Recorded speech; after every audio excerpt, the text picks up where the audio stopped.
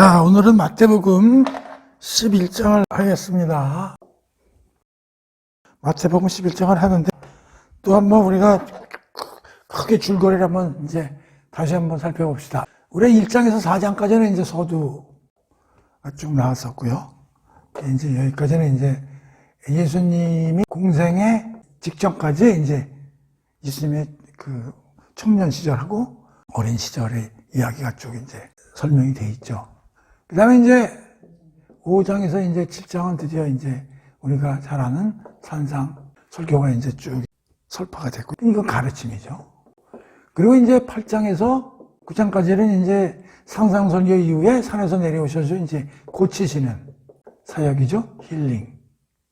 그 9개 표적 사건을 보여주시면서 하나님 나라가 상징적인 걸 이제 보여주시고, 그리고 우리가 지난 시간에 10장에서 제자들을 파송하면서 그들에게 이제 그 지침, 또 알아야 될 사항, 이런 걸 말씀하셨으니까 이제 파송 설교.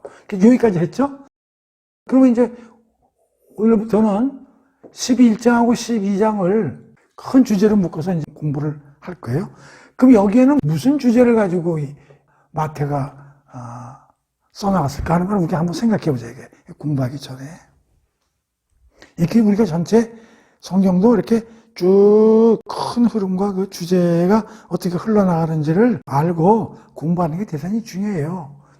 그냥 막바로 들어가가지고 그냥 조문 읽고 따지고 하는 것보다는. 자, 그럼 여기서 이제 드디어 무슨 주제가 이제 등장을 할까? 마태복음 11장, 12장에. 그걸 한번 우리가 생각을 해보자 이거지. 그러면 이제 우리가 한번 상황을 한번 체킹해 보자고.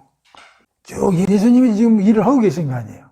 계속 가르치고, 거치고, 그들을 파송해가지고, 벌써 쫙 제자들이 유대 전쟁을 하면서 나름대로 하나님 나라를 전파하고, 그리고 예수님이 어떤 분이고, 뭐 이런 걸 갖다 쭉 이제 외우셨고, 이런 걸 전파를 했을 거 아니에요.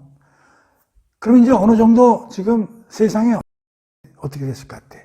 세상에 나름대로 지금 어느 정도 복음하고 하나님 나라가 전파됐겠죠? 뭐 받아들이고 안 받아들이는 건 둘째 문제고, 그게 이제 여기서 나오는 주제는 뭐냐면, 자, 그러면 그걸 어떻게 됐든 들었단 말이에요. 그래서 막 제자들이 다니면서 떠들었을 거 아니에요. 그래서 마태는 여기서 어떤 생각을 했냐면, 자, 그러면 과연 예수는 누군가? 믿어볼 만한 사람인가? 하나님 나라를 계속 떠들고 다니는데, 야, 근데 이게 스펙도 없고, 나이도 뭐 이렇게 연륜도 없고, 근데 뭐 제자라고 그래가지고 또 뭐 제자들을 나름대로, 하면서 이렇게 전파를 하고 있는데, 자, 과연 이 사람의 말한 내용을 도대체 어떻게 받아들여야 되는가? 라는 거에 대한 반응에 대한 얘기가 11장, 12장에 조심스럽게 주제로 들어가기 시작했다. 이런 얘기. 무슨 말인지 알아요? 그걸 좀 이해를 해야 돼. 아, 이제 어느 정도 예수도 알려졌고, 하나님 나라가 뭐가 어떤 거고, 복음도 어느 정도 알려졌는데, 자, 그러면 어떻게 하란 말이냐? 좀 믿어봐라. 뭐 이런 생각이 들잖아요. 그쵸? 그런 문제에 대해서 11장, 12장이 큰 주제로 들어가 있다 하는 걸 머릿속에 두고서 오늘 11장을 공부해보자. 그런데 재미나는 게, 이 예수님이나 이런 하나님 나라 전파에 대해서, 복음에 대해서 대부분의 사람들이 믿었겠어요? 안 믿었겠어요? 안 믿었겠죠. 우리가 다 아는 사실이고. 믿었으면 뭐 예수를 죽였겠어요? 반응은 결국은 리젝트야. 받아들인 사람은 거의 없고, 받아들였더라도 그래 뭐 그럴 수도 있겠다. 뭐 이 정도지 뭐 화끈하게 믿어서 받아들인 사람이 있겠어요? 자, 그런데 그걸 하나의 주제로 놓고서 어떤 스토리를 가지고 이걸 전개하냐면, 여기에 대해서는 세례 요한과 일단의 제자들이 예수에 대한 반응이 11장에서 등장하는 거예요. 이들도 반신반의하기 시작하는 거야. 세례 요한하고 제자들조차도. 그러니 뭐 일반인들이야 오죽 어리둥절했겠어요. 그러니까 세례 요한과 그 일단의 제자들을 통한 예수의 행동과 이 복음 하나님 나라 전파하는 내용에 대한 반응이 어떻게 나오는가를 11장에서 쓰여져 있고, 12장은 안식일 논쟁이라는 주제를 가지고 특히 바리새인들이, 이 바리새인들이라고 그러면 유대인들의 가장 그 중추를 자랑하는 세력 아닙니까? 종교 세력이잖아요. 이 바리새인들이 안식일을 가지고 예수와 그의 제자들이 한 행동에 대해서 공격하는 그러한 이야기가 12장에 등장하면서 결국은 11장이나 12장에서 우리가 공부를 하지만 바리새인도 이 안식일 논쟁을 통해서 예수를 이상한 사람이네, 받아들일 수 없는 사람 아니야 그러면서 죽이려고까지 계획을 세우고 생각을 먹는 것들이 12장에 나오고, 11장은 우리가 잘 아는 그 세례 요한마저도 그 예수에 대해서 약간 의심을 가지는 이러한 이야기들이 11장과 12장에 스며들어 있다. 그럼 다시 말하면 이건 어떤 주제냐면 예수의 큰 이 행동에 대해서 과연 반응이, 일반인들은 우선 제껴놓고 도대체 이 세례 요한이나 유대인의 가장 대규모적인 핵심적인 세력인 종교적인 바리새인들조차도 도대체 이 문제에 대해서 어떤 반응을 하고 있는가를 갖다가 우리가 체킹해 볼 수 있는 그러한 내용들이 11장, 12장에서 전개되고 있다. 그래서 그런 큰 그 프레임을 머리에 넣고 공부를 하면은 좀 이해하기가 쉬워진다. 그런 얘기예요. 이걸 잊지 마세요. 이렇게 큰 흐름들을 놓치면 안 돼. 자, 읽어봅시다. 예수께서 12제자에게 명하기를 마치시고 이에 그들의 여러 동네에 가르치시며 전도하시려고 거기를 떠나 가시니라.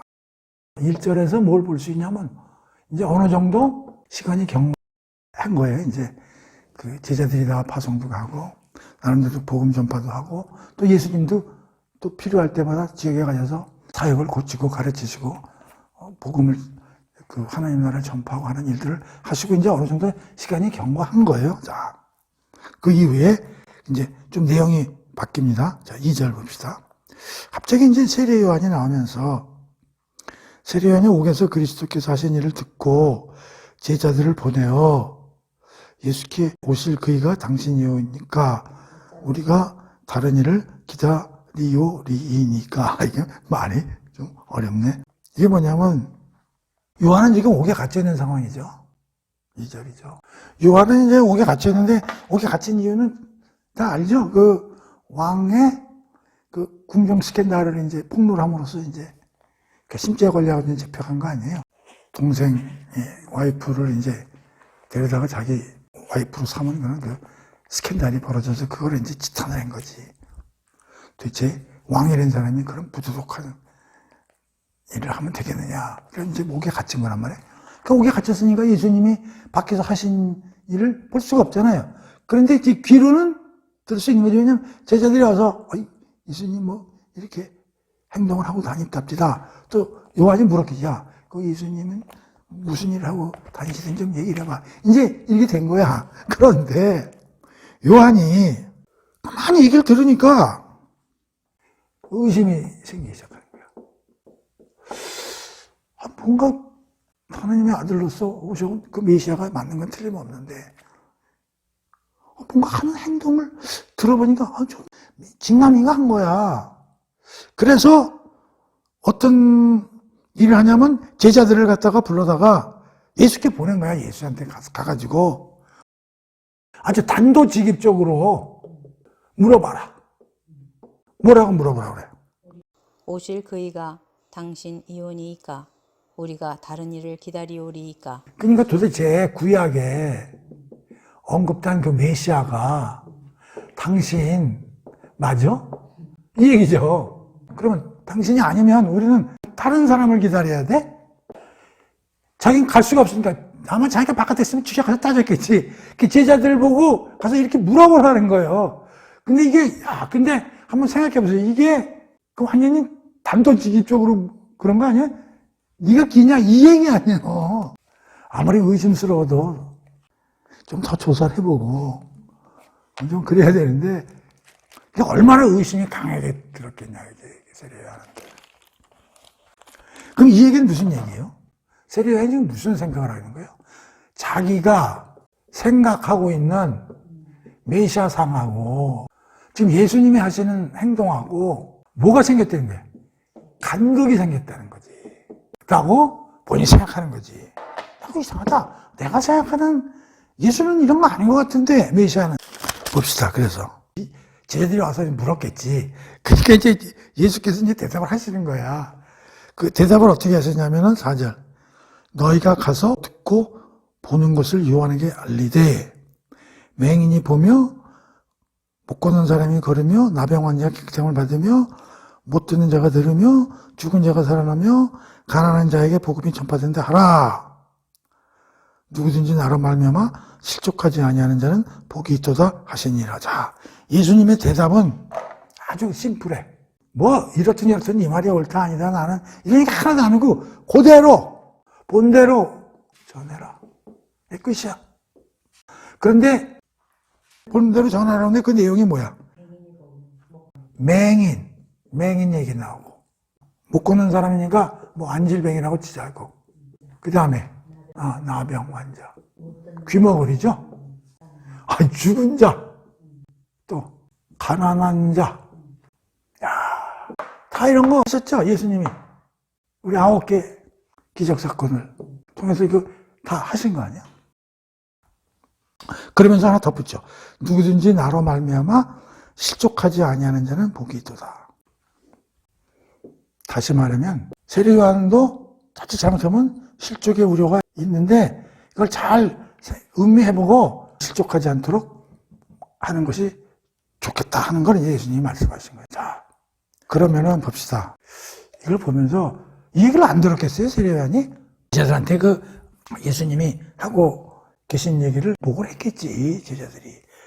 근데 또 가서 또 이 얘기를 해야 될 거 아니에요. 자, 그러면 세례요한은 이런 거를 복을 받았음에도 불구하고 왜 의심이 생겼을까? 우리가 세례요한이라고 생각하고 한번 생각을 해보자고. 왜 세례요한은 의심이 일어났을까요?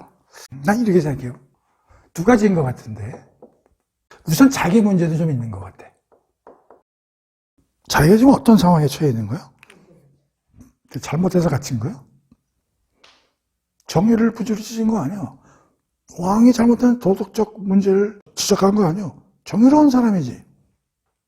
그러면 예수도 좀 그거에 대해서 좀 따지고 사람들 모아가지고 좀 지금으로 말하면 그때 뭐 광화문에까지 나가는 것까지 뭐죠? 하여튼 뭔가 좀 나서고 그냥 그러진 않는 거야. 그러니까 이런 거에 비해서 굉장히 섭섭함이 있는 거야.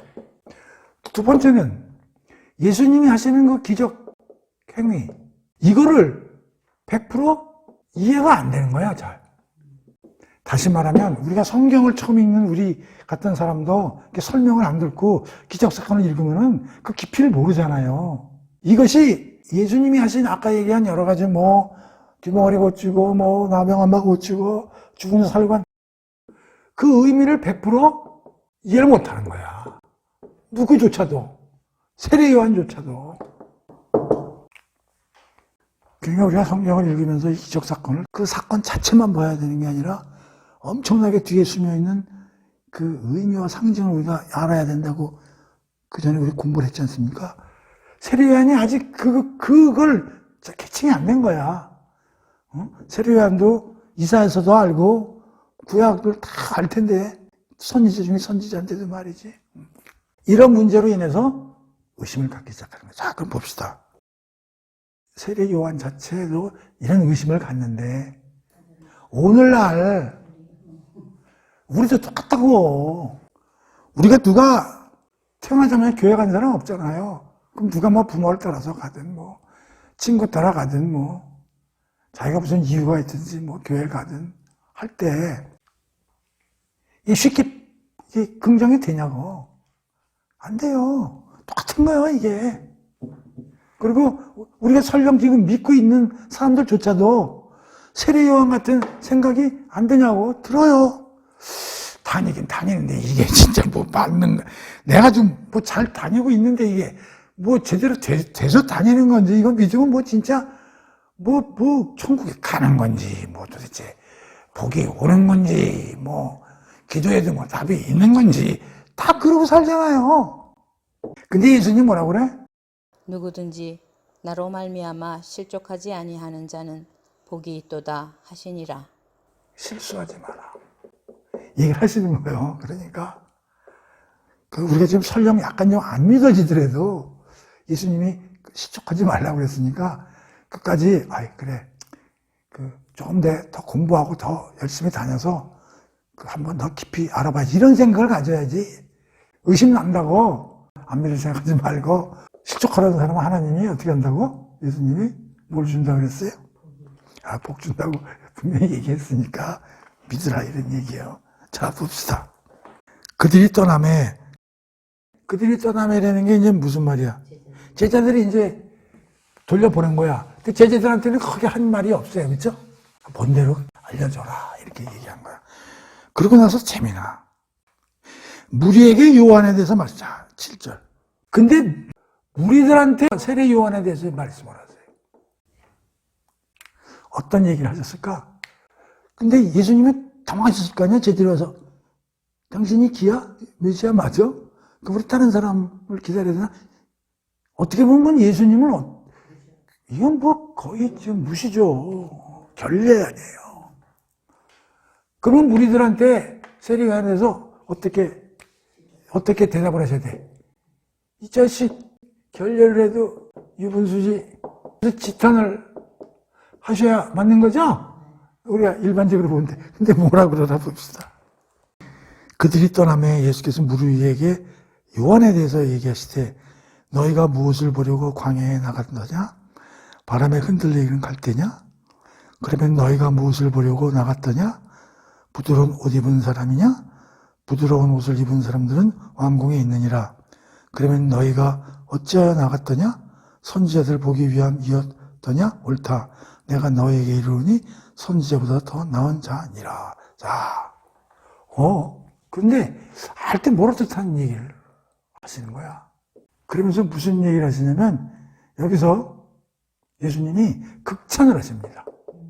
사람들은 세례요한에서 하나님은 지탄을 할 줄 알았는데 예수님이 그게 아니라 극찬을 한다고.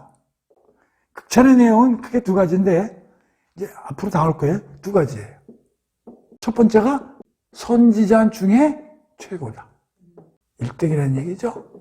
그리고 여자가 난 자 중에 제일 큰 자다. 아니, 이거보다 더 극찬이 있을 수가 있어요?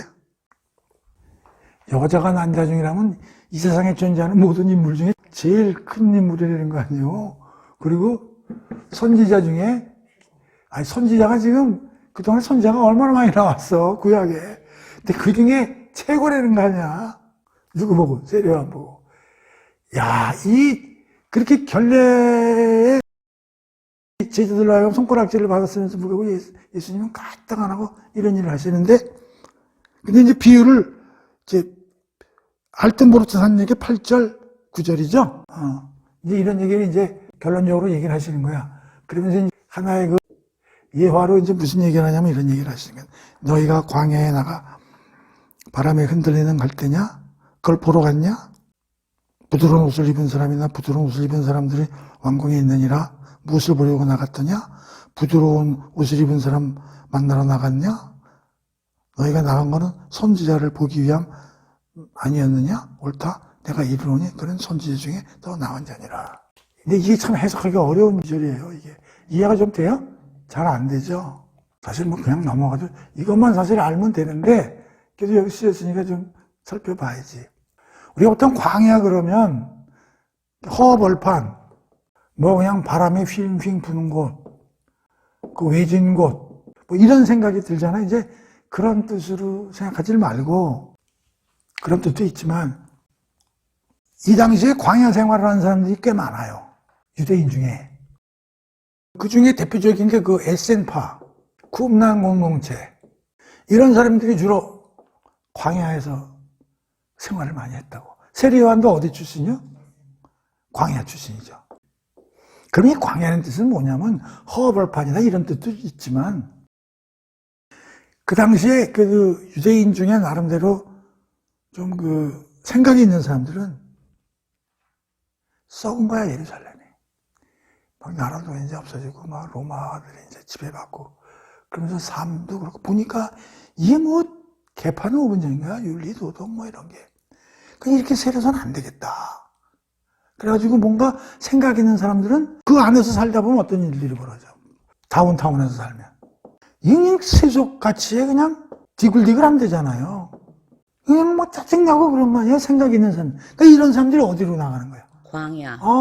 그럼 이 광야는 어떤 특징을 갖고 있는 거냐 하면 뭔가 좀 이러한 시대에서 좀 벗어나서 좀 나름대로 제대로 된 가치관이나 좀 윤리를 가지고 좀 살아보고 생각이 있는 사람들이 광야에 나가서 삶을 사는. 그러니까 광야는 그런 의미로 생각을 해야 돼. 그러니까 뭔가 좀 새로운 생각을 좀 살고 싶고, 뭔가 세상을 좀 바꾸고 싶고, 이 세상을 좀 고치고 싶고, 이 세상에 사는 게 너무나 짜증스럽고 힘들어서 정신적으로 좀 편안한 삶을 살고 싶은 사람들이 가는 곳이 광야다. 그런 거예요. 자, 그러니까 예수께서 뭐냐면, 니들이 지금 광야로 나가서 사는 사람들 이제 거기 왜 나갔냐? 광야로. 그래, 광야에 나갔더니 무엇을 보려고 그러면 니들이 여기로 나갔냐? 광야로.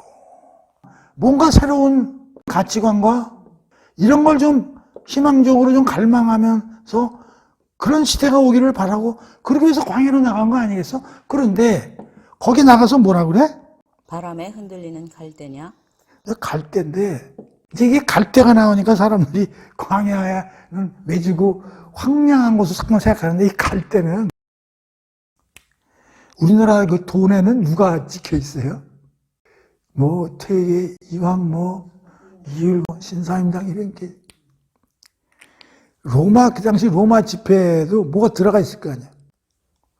근데 그 당시에는 식물이나 이런 거 좀 비유로 많이 한 거야. 그래서 여기서 그 로마 시대에 보면 동전이 있는데 갈대가 이렇게 그려져 있다니까. 근데 이 갈대는 누구를 상징하냐면 로마 황제예요. 이게 로마 황제를 얼굴을 그린 게 아니라 이렇게 식물적인 걸로 상징적으로 그려놨다니까.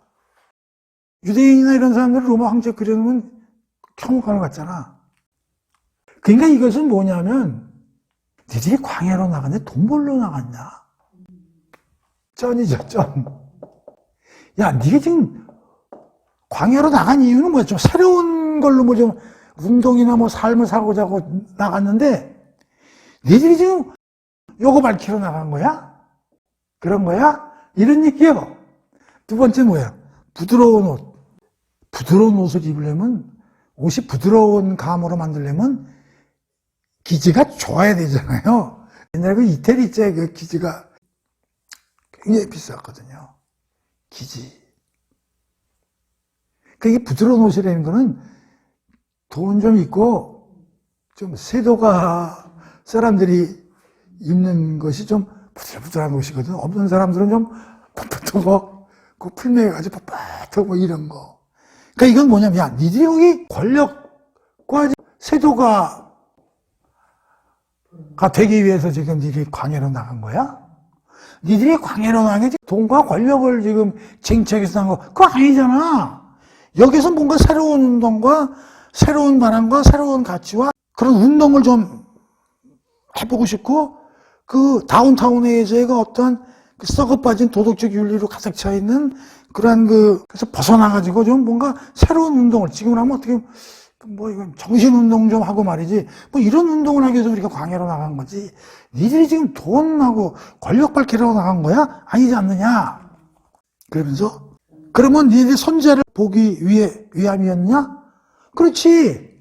니들이 여기 나간 거는 뭔가 새로운 하나님의 어떠한 그 대변할 수 있는 그런 갖고 있는 선지자들 그런 사람들을 만나거나 그런 사람들과 같은 어떤 가치나 이런 걸 배우고 그런 삶을 하기 위해서 나간 거 아니야. 바로 세례 요한은 이런 데서 삶을 산 사람이야.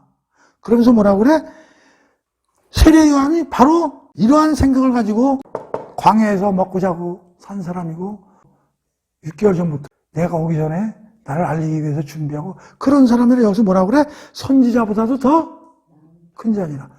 선지자 중에 뭐라고 그러는 거야? 최고봉이다. 라고 극찬을 하면서 광야를 이렇게 갈 때와 부드러운 옷이라는 하나의 예화성을 들면서 그 세례요한을 극찬을 하면서 지켜 세웠던 거다. 그런 뜻이요. 요즘 해석하기가 어려워요. 그러면서 또 예화를 이제 예화라기보다도 구약의 이제 하나를 예수님이 따오면서 이러는 거야. 기록된 바 보라. 내가 내 사자를 네 앞에 보내노니 그가 내 일을 네 앞에 준비하리라 하신 것이 바로 이 사람에 대한 말씀이에요. 그러면서 이 뭐라고 되어 있어요? 말라기 3장 1절이죠. 야, 예수님이 세례요한을 극찬을 하시는 찾아보지는 않겠어요. 말라기 3장 1절에 이미 예언되었던 그 사람이 바로 세례요한이야. 이 사람 간단한 사람 아니야. 그러면서 이걸 인용하면서 세례요한을 극찬을 하시는 사람이야. 그 다음에 11절 내가 진실로 진실로 너에게 말하노니 여기 여자가 나온 중에 세례요한보다 큰 이가 없도다. 그러나 천국에서는 극히 작은 자라도 이보다 크니라. 자, 이게 11절 뒷부분이 아주 또 이해하기가 어려운. 자, 봅시다. 자, 그러니까 지금 예수께서 제자들로 하여금 당황한 봉변적인 질문을 당했으면서도 화를 내시지 않고 그냥 본대로만 전해라 이렇게 해놓고 무리들을 대상해서 세례요한은 무리들한테 선지자 중에 선지자여 여자가 낳은 중에 최고다. 그리고 그는 이미 구약의 선지자들에 의해서 예언되어있던 그런 사람이야 라고 극찬을 하시는 거야. 그런데 반전이 나와. 반전이 11절 후반부에 뭐라고 그래요? 그러나 천국에서는 극히 작은 자라도 그보다 크니라. 그러나 천국에서는 세례요한이 작은 자만도 못하다 이렇게 얘기를 하는 거예요. 저렇게 칭찬을 해놓고서 또 뒤집는 애가 1등이야. 이게 무슨 얘기예요? 당연히 이런 얘기입니다. 지금 세례요한은요 어떤 특징을 갖고 있는 사람이냐면 구약의 마지막 선지자입니다. 이 사람이 최고의 선지자 중에 선지자고 여자가 나온 사람 중에 최고지만 그러나 어떤 시대의 사람이라고? 구약 시대. 구약 사람이라고. 마지막 선지자, 다시 말하면 구약과 신약을 관통시키는 역할을 하는 대단히 큰 역할을 하는 사람이지만 그러더라도 어디 소속이라고? 구약 소속이란 말이에요. 이거와 비슷한 역할을 하는 사람이 한 사람이 있죠. 사무엘이요. 사무엘은 왕 전에는 사사시대라고 그랬죠. 그 사사시대면 어떤 시대가 와요? 다니엘 왕국 시대가 오죠. 왕을 만들어 달라고. 그런데 이걸 관통시키는데 일했던 사람이 누구예요? 사무엘이거든요. 그러니까 사무엘은 마지막 사사예요. 사무엘은. 그러면서 사사시대와 왕제도를 관통시키는 교량 역할을 하는 게 사무엘이고 사무엘은 결국 사사시대 인물. 비슷하죠? 그러니까 세례요한은 구약과 신약을 관통시키는 데서 일하는 사람이고 그런 엄청난 역할을 하는 사람이고 선지자 중에 선지자, 여자가 난 중에 최고지만 결국은 구약 사람이 되는 거예요. 그러니까 세례요한은 구약 사람이라는 거예요. 자, 그런데 천국이란 말이 나왔죠. 천국에서는. 천국은 누가 만들어요? 예수님. 결국 천국은 하나님이 만드시면 누굴 통해서 만들어요? 예수죠. 예수가 없이 하나님 나라가 불가능한 얘기란 말이에요. 그러면 천국 안에서라는 얘기는 결국 예수 안에서라는 말이랑 똑같은 거예요. 천국은 다른 말로 하면 예수야. 예수가 만드는 나라라고. 하나님 만드시지만 누굴 통해서 만들어?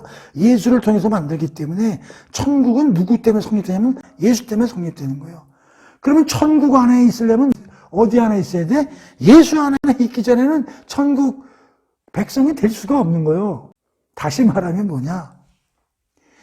예수 그리스도 안에서 천국을 시작하는 사람이 예수고, 그래서 예수 안에서 하나님의 자녀가 되고 천국의 시작 안에 들어와 있는 사람은 아무리 작은 자들에도 누구보다 낫다는 거예요. 세례요한보다. 세례요한은 여기에는 가장 작은 자만도 작다, 그런 얘기예요. 다시 말하면 굉장히 어려운 얘기지만 굉장히 어마어마한 얘기이기 때문에요. 세례 요한은 구약 사람이야. 이 사람은 뭐냐면 하나님 나라를 어떻게 돼야 돼? 바라보고 있는 사람이죠. 구약이라는 건 뭐예요? 하나님의 나라가 왔어요, 안 왔어요? 안 왔어요. 다시 말하면 그리스도, 즉 메시아를 고대하고 기대하고 갈망하는 시대의 사람이고, 결국은 하나님 나라가 오기를 기다리는 시대의 사람들이라고. 자, 그런데 제자들을 통한 이제 나중에 우리들이죠, 성도들. 우리들은 어디 사람이야? 신약 사람이야. 여기는 하나님의 나라를 바라보고 있는 사람들이야 하나님 나라에 속해 있는 사람이야. 속해 있는. 하나님 나라에 시작이 됐고, 누구 때문에 시작이 됐어? 예수님. 그리고 예수 그리스도 안에 들어있는 사람이죠. 믿음으로 말미암아. 다시 말하면 신약은 하나님 나라의 실체화가 시작됐고, 여긴 아직 실체를 기대하고 바라보는 거란 말이야. 그러니까 바라보는 사람 1등이 실체하는 사람 꽁치보다 작다, 이런 얘기요. 그렇다면은 예수님이 와서 예수님 안에 살고 있는 우리 성도들이나 여기 가장 작은 자라는 건 특히 누굴 가리킬까, 이 당시에? 그럼 제자들. 이 제자들이 누구야? 어부들, 뭐 세리, 마태가 세리 아니에요. 이런 사람들이 뭐요? 제자들 아니에요. 이게 그 당시 세상에서 이런 사람들은 작은 자지, 아웃사이더지. 그러나 이들이 예수가 옴으로써 예수 안에 있으면서 너희들이 세례요보다 크다는 영광스러운 존재되는 거야. 그러니까 야, 예수 이후에 사는 사람들은 진짜 대단한 거예요. 그 전에 있는 사람들보다. 그들은 바라만 보고 살았지만 우리는 실체 안에 들어와 있는 사람들 아니에요. 금덩이를 눈으로만 금 나한테 금송아지가 들어오고 이렇게 생각하는 사람하고, 그냥 아주 금으로 몸에다 금을 바르고 금발찌, 금 목걸이 끼고 사는 사람하고 같아. 그러니까 우리가 얼마나 그 영광스러운 위치에 있는가를 알 수가 있는 거죠. 그래서 예수님이 이 말씀을 하신 거예요. 그도 훌륭하지만 천국에서는 극히 작은 자, 여기 특히 작은 자는 그 어부들 같은 제자들을 얘기하는 거예요. 또 우리 같은 사람들을 얘기하는 거예요. 맹인, 안질뱅이, 아병 환자들, 그 예수를 의인해서 믿음의 사람들이 됐을 때 그 작은 자, 그들이 누구세요? 세례 요한. 크다는 거예요. 엄청난 얘기예요.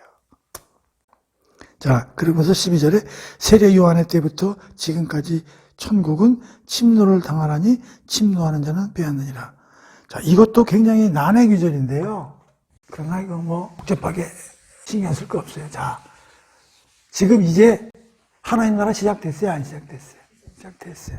그러니까 지금 하나님 나라는 지금 어떤 사람들이 지금 막 들어오고 있는 중이야. 맹인, 안질뱅이, 중풍 걸린 사람, 한센장, 가난한 자, 죄인, 이런 사람들이 지금 예수를 복음을 듣고 받아들이면 어디로 천국으로 휩쓸려 들어오는 거죠. 자, 그래서 어떻게 돼? 세례 요한부터 지금까지 이제 하나님 나라는 침노를 당하나니 침노한 자는 빼앗느니라. 역동적으로 그들에게 열려있다, 이러니. 하나님 나라는 역동적으로 그들에게 열려있다. 그들이 누구야? 지금까지 아웃사이더였으나 이제 예수 그리스도를 믿는 믿음에서 예수 그리스도 안으로 들어와서 하나님의 백성이 되는 사람들에게 지금 하나님 나라는 폭발적으로 지금 문이 열려있다, 이런 얘기야. 근데 그 전까지는 어떤 놈들이 들어간다고 생각했어? 그냥 율법 잘 지키는 사람. 아, 우리는 아브라함의 자손이기 때문에 당연히 구원받고 하나님 나라에 자리를 차지하는 백성들이야 라고 안심하고 살았던 그 유대인들이 많이 들어갈 수 있는 나라로 알고 있었는데, 야, 이 자리, 야, 웃기는 소리야. 얘네들이 파고든다. 역동적으로 그렇게 열려있다, 하나님 나라는. 그런 얘기요. 모든 선지자와 율법이 예언한 것은 요한까지니 만일 너희가 즐겨 받을진대 오리라 한 엘리야가 곧 이 사람이니라 하니라. 그러니까 우리가 그 말라기에서 우리 공부를 했지만 앞으로 누가 엘리야가 오리라고 얘기를 했잖아요. 그 엘리야가 세례 요한이라고 확인해 준 사람이 누구야? 예수라고. 말라기를 보면 4장 5절. 보라, 주의 크고 두려운 그날에 이르기 전에 내가 예언자 엘리야를 너에게 먼저 보냈다. 이렇게 엘리야라 그랬죠. 그런데 그 당시에 읽으면 엘리야가 환생을 해서 다시 돌아올까? 이렇게 생각할 수도 있었어. 그런데 이 엘리야가 세례 요한이라고 밝혀준 사람이 누구야? 예수예요. 예수님에 의해서 이 예언된 엘리야가 누구란 얘기야? 세례 요한이라고. 그걸 갖다가 예수님이 입으로 밝혀져. 확정해 주신 거다. 그런 얘기. 오케이. 이게 세례 요한을 얘기한 거구나. 그렇게 알 수 있는 거죠. 자, 그 다음에 15절. 귀 있는 자들은 들을지어라. 자, 16, 17절인데 이것도 어렵습니다.